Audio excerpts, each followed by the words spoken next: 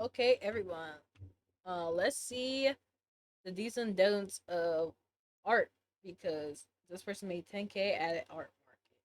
But that's not why people aren't buying from your small business. Hi, my name is Cindy. I started my small business called Sunnyside Studios, drawing cute cat and food art a little over 2 years ago. And Thank you, now I'm doing boom. this Much full appreciated. time. So I've done some in person markets where I earned around $500 and others where I earned over $10,000. And over the past 2 years, from my experience selling in person and also online through social media marketing and my own website, I've been noticing some patterns over and over again why some vendors were selling and others weren't at the same market and at the same time in the year. So I wanted to make this video to break down 5 of the biggest reasons people might not be buying from your business and things you can actually do to fix it. And the first big reason I want to talk about is that people don't understand your brand in the first 3 seconds. Darn. So a lot of people or artists tend to think that if their art is good enough, people will stop and look. And that is not particularly true in big cities or competitive markets like New York, where people literally have 2 seconds to walk past your booth and decide if they want to look further or not. So from the very beginning, I was very intentional about my brand building. So in my opinion, running a little fun art account is very different from starting a small business. Chat, is the price the first thing you look at though? Because to me, the first thing I look at is price. Like, I mean, I guess also characters. Like, if it's a character thing, I gotta make sure I actually know what the character. Like, let's say Kirby, something like that. If I don't even know the character, I'm like, I don't bother. But like, mm, what's the first things you be looking at? Because with business you need strategy, you need to build an intentional brand image and think about what kind of emotions you want to convey to your audience through your color scheme or art style or the way you design your booth. Everything has to be intentional if you're running a small business. That's why when I started Sunnyside Studios, everything I chose, including the color scheme of my booth, how I designed my signage, my price tags, my signs around my booth, my social media feed, everything was intentional to convey that feeling of joy and sunshine that I wanted to show through my art. So my art is all about cute cats, cute food, so cozy vibes and people who are most likely cat owners. So that was the whole vibe I was trying to go for, and I wanted to make sure everything is cohesive. So in terms of color schemes, I was using warm oranges, yellows, or just warm tones in general to convey that cozy vibe that people were looking for putting art on their own walls. My price tags are all cat shaped. My big logo is also cat shaped with a fish. All of my artworks are displayed on wooden stands, which wood is a natural material, so it also conveys. Did you guys know that colors? I look at price first. Did you guys know that not color. Yeah, color is like things people like have a natural gravitation to, like red, anger, blue, or red, um, blue, calmness, green, like stuff like that. So like, Target. Target is, I don't know why they pick, but like Walmart, like the reason why they pick those colors is for a specific. I don't remember why, but like yeah, that's why like you know they. It's like a. That's why the logos like Amazon Prime a specific did their thing specifically. That's why I was so lost when AOL decided to go from blue to yellow because I'm like, ew, that was disgusting in my opinion. And then like when Twitter went to X and it went from blue to black, it was like, interesting. Like warmth and softness. So all these intentional details really add up to how people perceive your brand and how they experience your product, which eventually leads to sales and even better return customers because they believe in what you're building and what you're building is memorable and distinctive in their brain. Like analogy I always like to think about is that when you're buying from a small business, it's very much like trying to make a new friend. So when you meet someone, you can already tell from their vibe, like their personality, the way they dress, how they convey themselves that if you're going to vibe with this person or not. And that's exactly how people are trying to approach you at markets, that in the first 3 seconds looking at your booth, they can already feel that if your vibe aligns with their vibe. And that is literally like the first step through the door if people decide to even look further in what you're selling. But all in all, make it easy for people to understand what you're actually selling, and that is going to make you more sales than you think. And the third point I wanted to bring up is that perhaps you're attracting the wrong audience. So for this, I wanted to talk about it from two perspectives. First is in-person sales, so for physical markets, and the second is online sales. So for in-person market, every craft market or art fair has a specific audience. Some are more general, some demographic range from kids all the way to elderly. Some are more niche, such as Renegade Craft Fair in New York. It is more tailored towards people who love handmade ceramics, home decoration, and they're looking for unique little crafts to decorate their houses. So all these markets, you need to know what kind of audience you're attracting and which ones you should sign up for that aligns with your own brand. For example, what I sell is illustrations, so art prints, stickers, postcards. So for me, my best performing markets, or where I meet the right audience, is art fairs. One of my best performing markets is actually the other art fair, where it's like a collection of indie artists or up-and-coming artists, and we have their art framed on a wall, so it literally displays to the audience who are imagining to decorate their own home. So this was the perfect audience. I feel like that's like hard to actually understand, like what your audience. Honestly, that is actually so hard for me.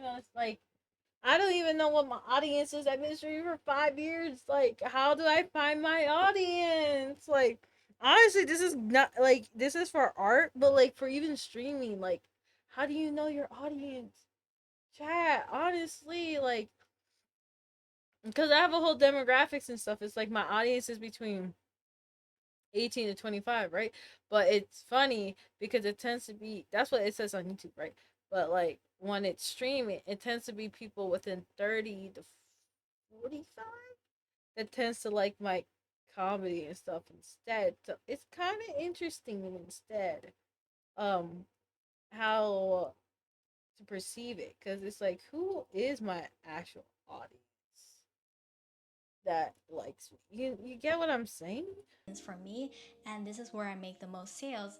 So really think about who your audience is, their demographic, their age, their gender maybe, and what they like, their passions, hobbies, and think about what kind of markets align with those. And in terms of online sales, so getting likes is not the same as getting sales. Having a viral post does not mean it's going to translate into sales for your website. True. That is one of the biggest things I've realized running Instagram from the past years. I've grew all the way to 30,000 followers, but not every single one of my product drops has a lot of sales or is successful. So one of my most viral kind of posts is these carousel, like which cat are you posts, which usually goes viral. It gets a lot of shares, gets a lot of saves, and sends, all these different metrics that are really good for the platform for gaining awareness, but these don't convert into sales because it doesn't incentivize or invite people onto my website directly. That's why you need to create intentional posts where you're trying to promote sales of a limited drop or like a product launch. So one thing I really recommend for small businesses is limited drops because it creates urgency and limited availability. And the combination of both is what makes people buy things. That I need to buy this now, I can't just sit around and wait for it, because a lot of times they just forget that they even wanted to buy in the first place. And limited drops, in my opinion, do really well for me in my shop because people do like to do limited drops. Like, it's like FOMO. That's what it is. People like the idea of FOMO. They hate the idea, but they love the idea of FOMO. Or like the incentive around it. Because people like the idea of being the few people of having it. They hate the fear of missing out, but they love the idea of being the one of the few people to have it. So, more cupcakes. Hey, let's go, Lady Panic. have the urgency to buy it immediately. But yeah, all in all, think about what kind of markets your target audience is going to be and what kind of posts are going to target the customers you're trying to reach. And number 4 is that perhaps there is no emotional connection between what you're selling and your audience. This is the biggest difference between someone liking your work on social media and actually buying it off of your website. So for me, the posts that perform the best are usually not just drawings, but it's when people think, oh my god, god, that's me, or oh my god, that's my friend, I need to send it to them.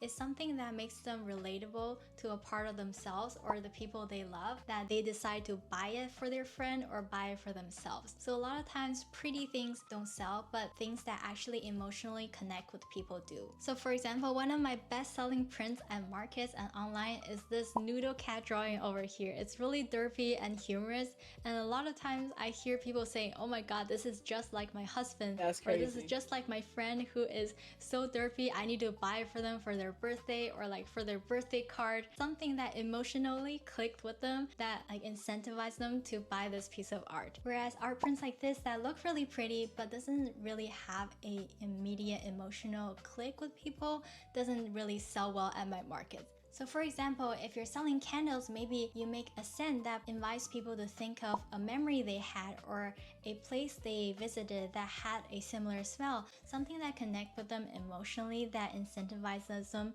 to actually make the purchase. So all in all, people don't buy the product itself. Most of the time they buy how it makes them feel.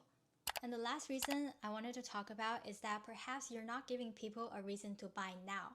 A lot of times it's not that people don't want to buy your products, they just don't feel the urgency to buy immediately, and they just forget afterwards and you don't make the sale. That I'm is pretty sure if you've true. done in-person markets, you feel this immensely. That is so true. Like, it's a sense of urgency. Like, that actually describes like my mom. She always feels the need to buy it right away, especially if there's a sale.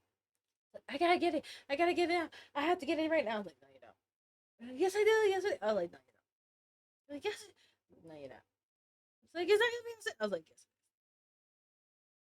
And I think that's one of the things. It's like, especially like on these like marketplaces, it's like, you can wait. No, I can't. Yes, you can.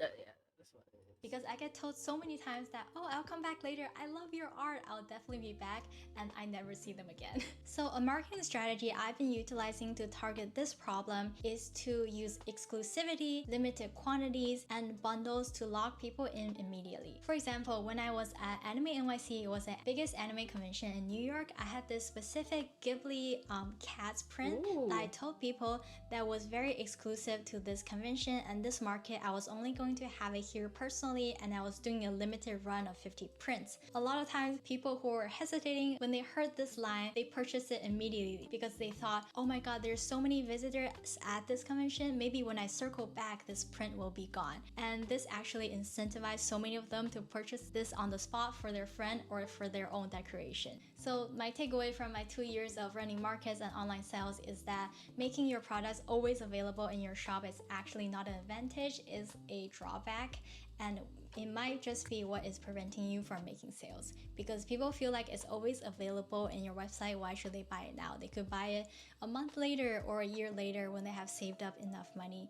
And that is one of the biggest mistakes I think small business owners make in the beginning. And yeah, to wrap it up, if you feel like your work isn't selling, it's probably not because your work is not good enough. It's usually because how it's presented, who it's reaching, and the way people are experiencing it. And once I started fixing these 5 things, I saw a huge difference, not just in my sales, but in how people connected with my work. And if you're a small business owner who's thinking about growing your own small business, feel free to subscribe to my channel, like this video, and follow along for more things I learned and share on here. Hopefully it will help you and help me grow as well. And as always, Okie dokie. Chat, what do you guys think? What do you think of this video? I think it's actually a good idea. I low key want to even see how bad art business started zero. I feel like it would low key help with if I had like I think it low key connects with streaming in general too. So that's why I'm low key curious to see how it would help. So yeah, what are you guys' thoughts on the video? Let me know in the comments down below. And you guys have a good one. Bye.